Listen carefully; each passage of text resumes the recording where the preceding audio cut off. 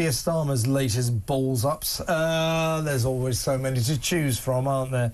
Well, first of all, Never Hear Keir has been in Norway for some kind of reason that no one can quite work out, but he's been droning on about carbon capture. That's that nonsense that doesn't work, that Labour's balmy Britain is nevertheless wasting £22 billion on. So he wants to hook up with Norway about that. He wants Britain to be, Russell, a world leader in carbon capture. Stop! I don't want to be a world leader in carbon capture, green energy. I want cheap energy.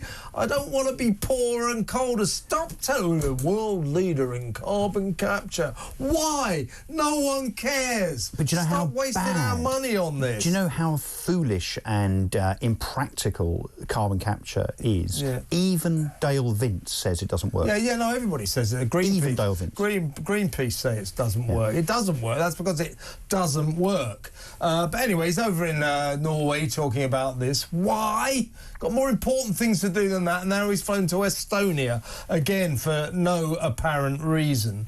But what emerged at the weekend, yesterday in fact, in the Sunday papers, Russ, and I think this is what we really should be talking about, is that he has quietly appointed more than 100 civil servants to renegotiate our Brexit deal. In other words, to shackle us closer to Brussels. More than 100. As Lord David Frostput points out, he's the guy who actually negotiated Brexit.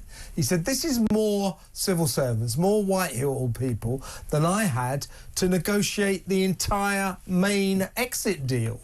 And now there's more people than that renegotiating what you might say is our re-entry into Europe deal. Well, he's betraying the people's vote, isn't he? Well, he is, and he's also lying, because he said very clearly, one of the very few questions in the run-up to the election that he actually answered properly and clearly was when he was asked if he would take us back into the EU as Prime Minister. He said categorically, emphatically, no.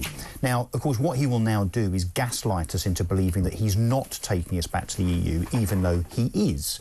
He will call it something else. He'll call it closer ties, closer liaison, partnerships, and so on. But of course, what he wants to do, given that, look, we should remind ourselves that Keir Starmer was not just a Remainer, he was the lead of the campaign to have a second referendum just months after the first one, because he wanted us to go back and change our minds. And don't forget also that the entire cabinet, every single member of Keir's Remainer cabinet is a passionate Remainer. There's not a single voice to stand up for Brexit in that cabinet. So they have convinced themselves that what we, the people of Britain, want is to go back on what we decided in 2016 and rejoin the Europe Club. Well, I don't know about you, but I don't think I want to. I don't think we should. I think that's a disaster. This guy doesn't care what the people of Britain voted for, does he? No, but he's going to do it and lie about it. I mean, you know, you'd have a semblance of respect for Keir Starmer if you said, look, I've been elected now with a huge majority, I'm going to take us back into Europe. You'd have a tiny bit of respect for his honesty. But what he's going to do is take us back into the EU, starting off with allowing free movement of people across Europe into the UK if they're under 30 and therefore, you know, potential workers in Britain. He's already sanctioned and allowed, it's already happened, a German airbase in Scotland, which is, to my mind, the start of an EU army whereby, and it's no coincidence, is it, that our army is now being depleted. Keir Starmer has already made decisions to get rid of such things as, you know, aircraft carriers and large pieces of military equipment. Why? Because then he can say, look, we're defenceless, and what we really need to do, despite the fact we're part of NATO, is to become part of Ursula von der Leyen's EU army. It's already happening 5 months in. Yeah. Well, it'd be useless, won't they? Bunch of ragtag armies. Well, they'll have to do a risk assessment before they fire a gun. I don't think Europe will ever get together an army, but certainly they'd probably like to. But it's the betrayal of Brexit we have to worry about. That's what he's renegotiating. More than 100 Whitehall top civil servants are currently renegotiating what you voted for, and that was to leave Europe, to leave the EU. They are negotiating us back into that outfit. They are shackling us to Brussels once again. What do you think of that? 0344 499 1000. And today, on another Keir Starmer issue, this is a scandal as well, Russell.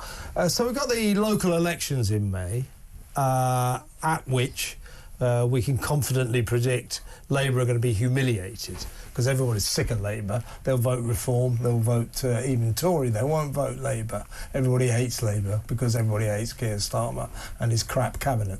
So they're going to be humiliated. So guess what way that Keir has come up with to avoid this humiliation, this embarrassment? It's going to cancel a load of the elections and say, oh, well, you know, we're going to redraw the borders of a lot of these council areas, so therefore it wouldn't be worth having these. He's going to cancel the elections so that Labour isn't humiliated in the local polls come May. That's a disgrace. And Nigel Farage is absolutely furious. Well, and we should be incandescent about this. This actually is one of the most serious errors of policy and errors of judgment of all of the errors that Keir Starmer has made, in my opinion, over the last 5 months. And I'm afraid, and I might get castigated for saying this, when you think about what Keir Starmer is doing by way of his approach, it resembles the early 1930s in Germany, on the basis that, first of all, you oppress people.